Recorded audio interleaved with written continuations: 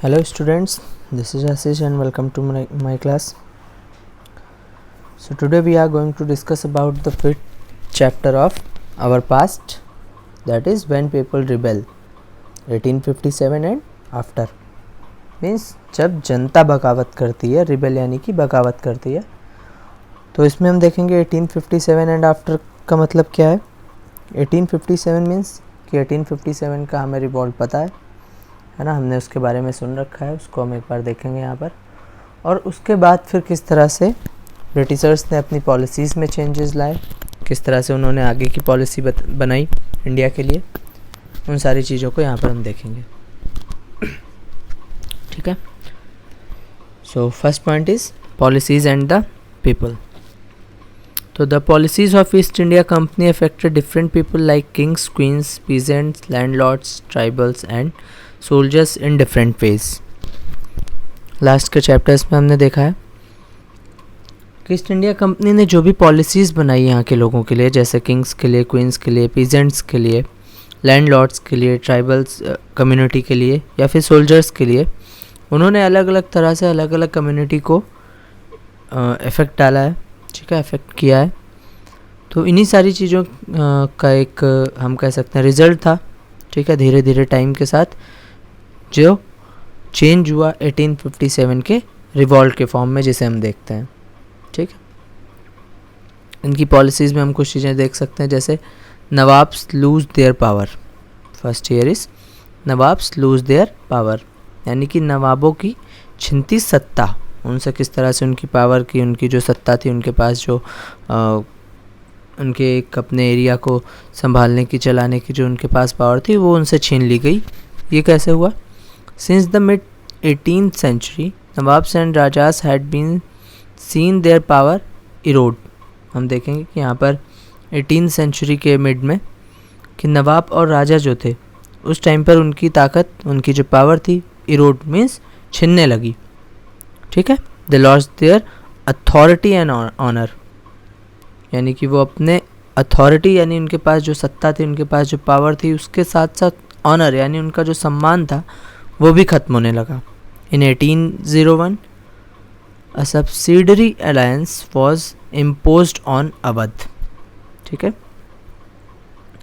अगर हम 1801 की बात करें तो अवध पर एक alliance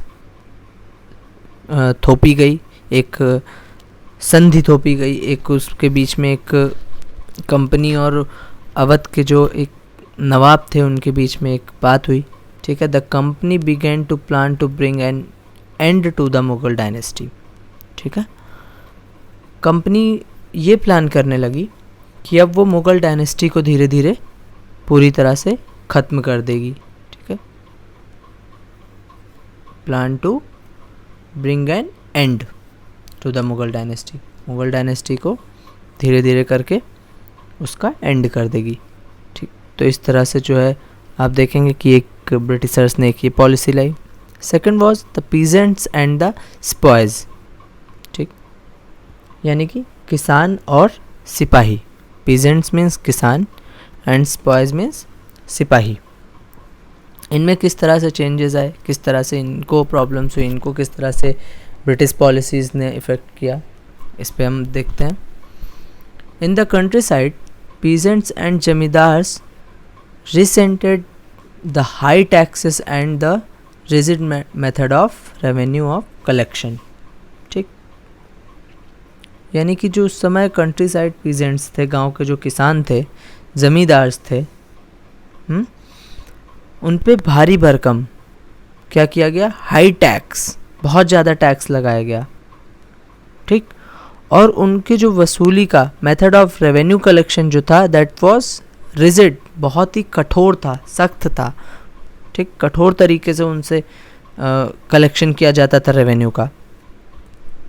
the Indian boys in the employment of the company were unhappy about their pay, allowances and condition of service. इसी तरह से हम देखेंगे सिपाहीज को। ठीक है, वो भी कंपनी से बिल्कुल खुश नहीं थे, वो भी उनसे काफ़ी ज़्यादा परेशान थे। ठीक, और उनका रीज़न क्या था? पेमेंट अलायंस मतलब कि जो उनको भत्ते दिए जाते थे, ठीक है। कंडीशन ऑफ सर्विस, जो सर्विस की कंडीशंस थी, इन सारी चीज़ों को लेकर जो सिपाही थे, जो सिपॉयज़ थे इंडियन, वो भी बहुत ज़्यादा परेशान थे, बहुत ज़्यादा दुखी थे, यानी कि खुश नहीं थे, जो काम करते थे अंडर ईस्ट इंडिया कंपनी, ठीक है, यानी कंपनी के लिए जो काम करते थे वो भी इन सारी चीज़ों की वजह से वो खुश नहीं थे। मोreover some new rule violated their religious sensibilities and belief। फिर आगे चल के हम देखेंगे कि नए तरह के नियम आए, नए तरह के रूल्स आए जो वायलेट करते थे उनके रिलीजियस सेंसिबिलिटीज़ और बिलीफ को, ठीक है। ये सारी चीज़ें थी जिन्होंने इफ़ेक्ट डाला पीजेंट्स और सिपाहीज पर। Responses to reforms, next point हम देखेंगे, रिफॉर्म्सेस टू रिफॉर्म्स। रिस्पॉन्स क्या रहा, सुधारों पर प्रतिक्रिया क्या रही। रिस्पॉन्स मतलब प्रतिक्रिया, टू रिफॉर्म्स मतलब सुधारों पर क्या प्रतिक्रिया रही। The British believe that Indian society had to be reform. Britishers ये मानते थे कि जो इंडियन सोसाइटी है उनमें चेंजेस लाने ज़रूरी हैं, कुछ चेंजेस हैं जो उनकी सोसाइटी में होने चाहिए। Laws were passed to stop the practice of sati यानी कि सती प्रथा, and to encourage the remarriage of widows. Remarriage of widows मतलब जो विधवा पुनर्विवाह हिंदी में हम कहेंगे, यानी उसको इनकरेज किया उन्होंने, ठीक है। और स्टॉप द प्रैक्टिस ऑफ सती प्रथा को रोका। सती प्रथा क्या थी, किसी के हस्बैंड की डेथ होती थी तो उसके साथ उसकी वाइफ को भी उसको भी जलाया जाता था, ठीक है। और अगर किसी के हस्बैंड की डेथ हो जाती है तो ऐसी जो लेडी होती थी उनको रीमैरिज करने के लिए इनकरेज किया गया, जो कि नहीं होता था। तो इस तरह के रिफॉर्म्स जो ब्रिटिशर्स को लगे कि ज़रूरी हैं वो उन्होंने किया, ठीक है। इसके लिए आप देखेंगे कि उन्होंने 1830 में जो है ईसाई जो मिशनरीज थी उनको भी पूरी फ्रीडम दे दी थी कि आप खुल के काम करिए, ठीक है। 1850 में उन्होंने एक ऐसा जो है एक लॉ बना दिया जिसके अंडर आप जो है अगर ईसाई धर्म को, ईसाई रिलीजन को आप अपनाना चाहते हैं तो वो एक बहुत ही इजी हो गया था मेथड। इस तरह से आप देखेंगे कि उन्होंने क्रिश्चियन जो कम्युनिटी थी उसको काफ़ी बढ़ावा दिया था, ठीक है। Through the eyes of the people the English were determined to wipe out the religions of Hindu and Muslims. तो हिंदू और मुस्लिम्स को पूरी तरह से डिटरमाइन करना चाहते थे जो ब्रिटिशर्स थे। नेक्स्ट हम देखते हैं कि किस तरह से चीज़ें चेंज हुई, ठीक, किस तरह से हम रिवॉल्ट की तरफ चीज़ें बढ़ने लगी। A mutiny become a popular rebellion. Mutiny यानी कि जो सैनिक विद्रोह था, जो सोल्जर्स के बीच में विद्रोह था, वो किस तरह से पॉपुलर हो गया, यानी कि जन विद्रोह बन गया, लोगों का विद्रोह बन गया, लोग इसमें इन्वॉल्व होने लगे। इन मई 1857 a massive rebellion started against the company's very presence in India, ठीक है। आप देखेंगे कि 1857 में पूरी तरह से कंपनी के अगेंस्ट एक रिवॉल्ट स्टार्ट हुआ। Sepoys मल्टीनेट in several places beginning from Meerut, and a large number of people from different sections of society rose up in rebellion। Beginning की बात करें तो सबसे पहले स्टार्ट हुआ था मेरठ से, इसके बाद अलग अलग जगहों पर बहुत ही ज़्यादा संख्या में लोग इससे जुड़ते चले गए। अलग अलग सेक्शंस के, अलग अलग सोसाइटी के लोगों ने इसमें आगे आकर इसको सपोर्ट किया, ठीक है। फ्रॉम मेरठ टू दिल्ली, सबसे पहले देखेंगे कि मेरठ में ये चीज़ स्टार्ट हुई। On 29 March 1857, Mangal Pandey, a young soldier, was hanged to death for attacking his officer in Barrackpore. तो मंगल पांडे नाम के सोल्जर्स थे, उनको हैंग टू डेथ सजा दी गई for attacking the officer in Barrackpore. Barrackpore में थे, उन्होंने अपने ऑफिसर पर अटैक किया था, इसके लिए उन्हें फांसी की सज़ा दे दी गई थी on 29 March 1857।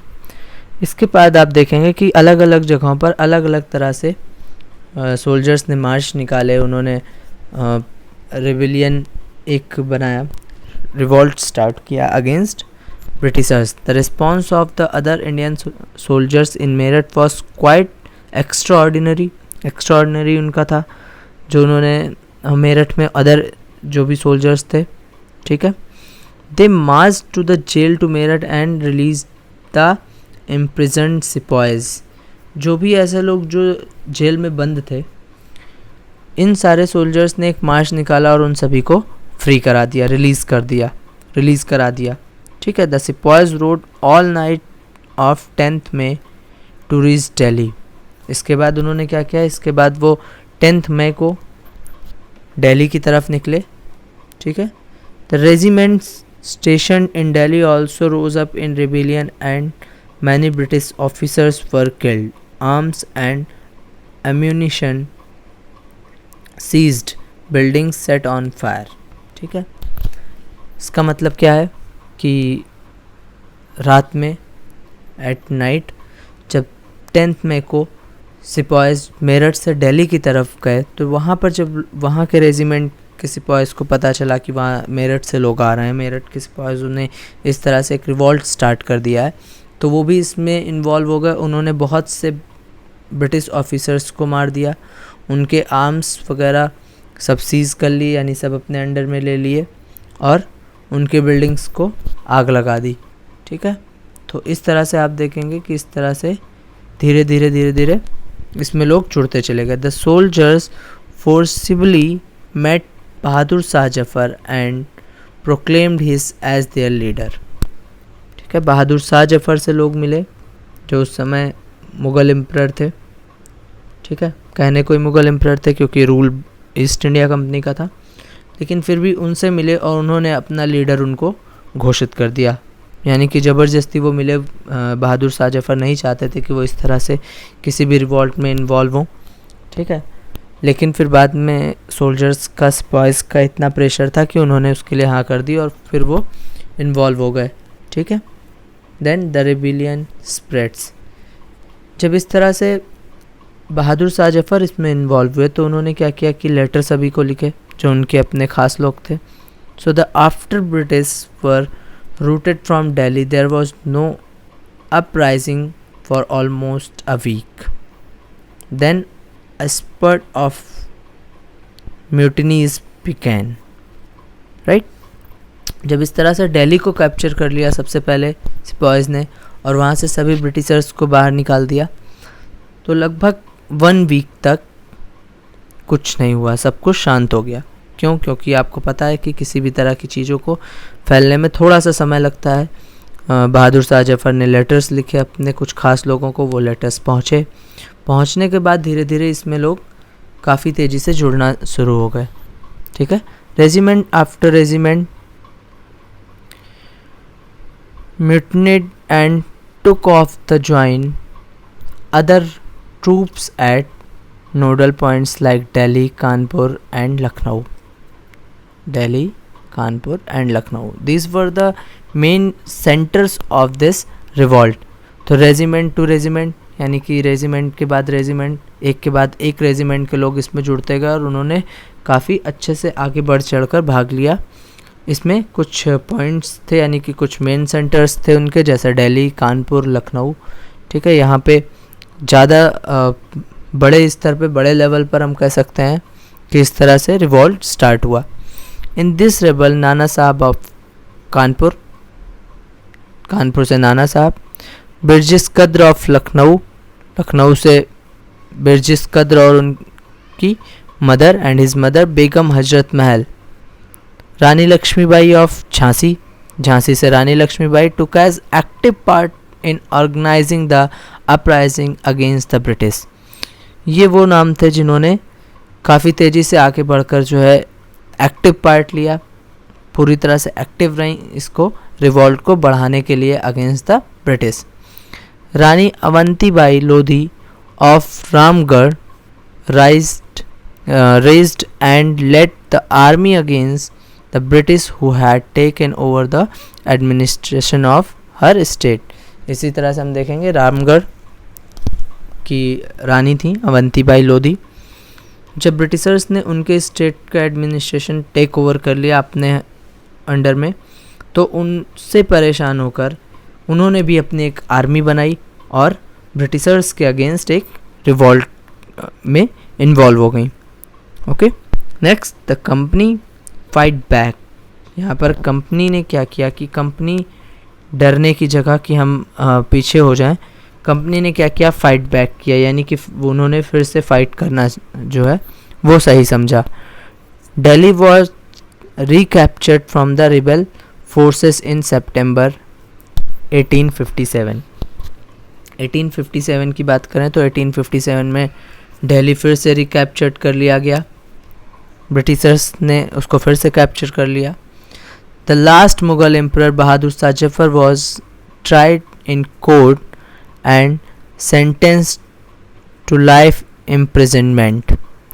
Bahadur Shah Zafar was the last Mughal emperor, इनके खिलाफ कोर्ट में जो है ट्राइस चली, मुकदमा चला और उन्हें पूरी लाइफ यानी कि आजीवन कारावास जिसे हम कहते हैं, लाइफ इम्प्रिजनमेंट यानी कि पूरे लाइफ उन्हें जेल में रहने की सज़ा दी गई। ठीक है। He along his wife was sent to prison in Rangoon. ठीक है। अगर हम यहाँ पे इनकी बात करें तो 1858 में इन्हें पकड़ लिया गया जब दिल्ली को रिकैप्चर किया गया। उसके बाद 1858 में इन्हें रंगून भेज दिया गया। ठीक है, इन्हें रंगून भेज दिया गया और इसके बाद 1862 में रंगून में ही वहीं जेल में इनकी डेथ हो गई। People continue to resist and battle the British. The British had to fight for 2 years to suppress the massive force of popular rebellion. उसके बाद भी अलग अलग जगहों पर हम देखेंगे अलग अलग तरीक़ों से ब्रिटिशर्स के ख़िलाफ़ क्या किया गया, बैटल जारी रखा गया, कंटिन्यू रखा गया और लगभग 2 साल लग गए थे ब्रिटिशर्स को उसको कंट्रोल करने में। इसी तरह से हम देखेंगे कि 18 मार्च के 1858 में ही लखनऊ भी रिकैप्चर कर लिया। ठीक है, ब्रिटिशर्स ने। ठीक, जून 1858 रानी लक्ष्मीबाई की डेथ हो गई, उनको भी मार दिया गया। ठीक है, तात्या टोपे जो थे वो जो है रानी लक्ष्मीबाई के साथ जो इस बैटल में इन्वॉल्व हुए थे वो अपना भाग गए। ठीक है, वो धीरे धीरे छुप के जो है बैटल करते रहे, लेकिन बाद में उनको भी जो है ब्रिटिशर्स ने मार दिया। ठीक है, तो इस तरह से हम देखेंगे कि एक रिवॉल्ट था जो स्टार्ट हुआ था, वो धीरे धीरे क्या हुआ, धीरे धीरे उसको ब्रिटिशर्स ने अपनी जो भी जगह थी जहाँ से उन्हें भगाया गया था उसको रिकैप्चर किया और पूरे रिवॉल्ट को उन्होंने दबा दिया। आफ्टरमाथ यानी कि विद्रोह के बाद के साल की अगर हम बात करें, ठीक है, यानी इस तरह का जो रिवॉल्ट हुआ इसके बाद क्या क्या चेंजेस आए। So first is some important changes were introduced by the British after they regain control by the end of 1859।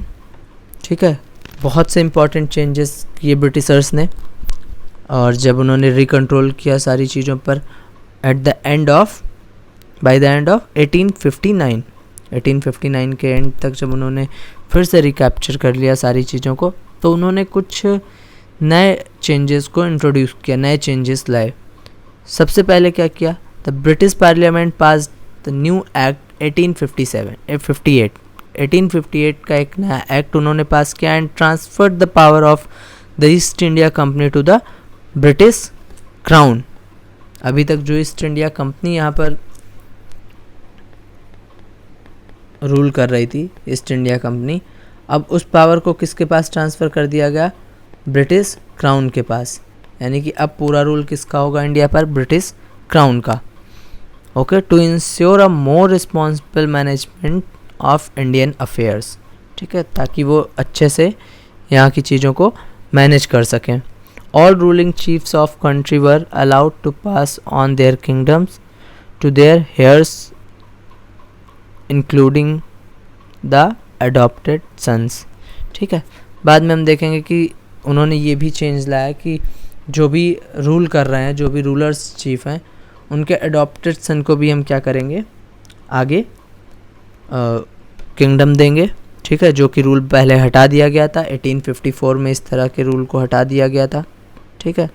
Britishers ने कहा था कि हम जो है अब अगर किसी भी किंग का, किसी भी एम्परर का कोई सन अडॉप्टेड है तो हम उसको अगला एम्परर नहीं बनाएंगे। वो रूल यहाँ पर ख़त्म किया और इस तरह से कुछ जो है वो उन्होंने क्या क्या कुछ छूट दी, ठीक है।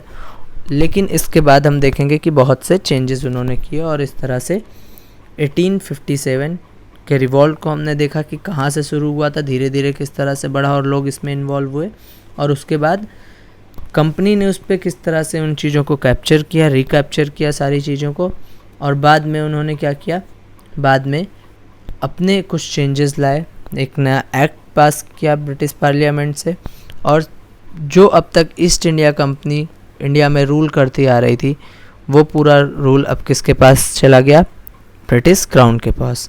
सो this was your 5th chapter, when people rebel. जब लोग बगावत करते हैं तो किस तरह से चेंजेस होते हैं, किस तरह से चीज़ें हुई 1857 एंड आफ्टर, यानी कि 1857 में किस तरह से रिवॉल्ट हुआ और बाद में क्या चेंजेस हुए। So I hope you have understood this. We will meet in the next chapter. Till then, take care. Have a good day. Thank you.